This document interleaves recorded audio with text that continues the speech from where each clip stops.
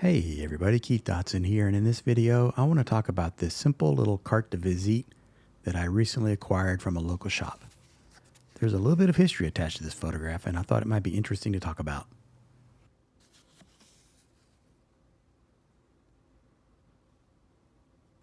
Carte de visite photographs were made by the millions in the 1800s with the idea that you could easily and affordably give them to family and friends when visiting. This is an albumin print mounted onto a backing card.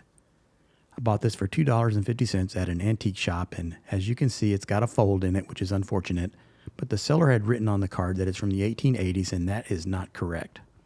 I can accurately date this photograph to a 2-year window of time because of this stamp.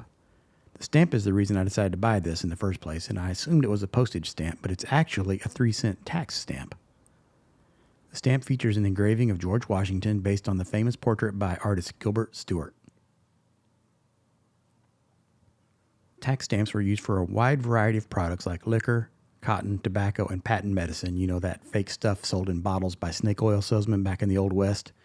And a lot of very specific kinds of things like playing cards. The revenues were used to help the U.S. government pay for the high costs of the United States Civil War, which lasted from 1861 to 1865. The photography business boomed during the Civil War because families wanted photos of their boys going off to war and of their heroes coming home from the war. Of course, the U.S. government noticed all the money being made and placed a tax on photography in 1864. There was never a photography stamp, so photographs often hold stamps that were made for playing cards, or sometimes the stamp might say for exchange, but in this case it says proprietary.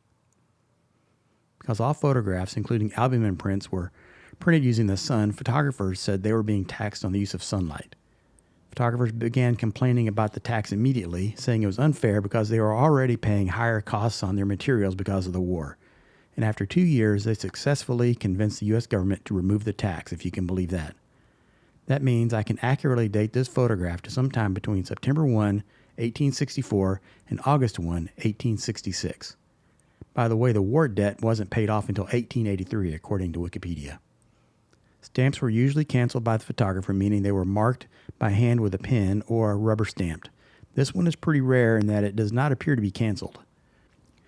One source I read said that ordinary photographs like this one would have been taxed at 2 cents, with more elaborate prints like maybe a hand-colored portrait, that would have been taxed at 3 cents. Now, this is just an ordinary photograph, not hand-colored, but it was still taxed at 3 cents, as you can see.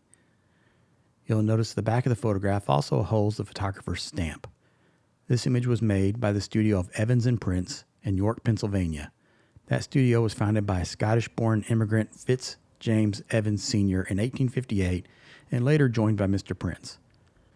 The number you see handwritten in pencil was the catalog number of the negative. Unfortunately, the Evans & Prince catalog is lost, and I have no identification for the subject of this portrait.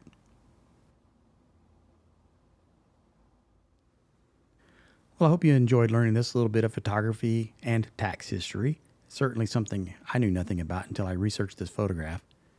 You can see high-resolution images of this carte de visite on my blog at iCatShadows.com, and there will be a link down below.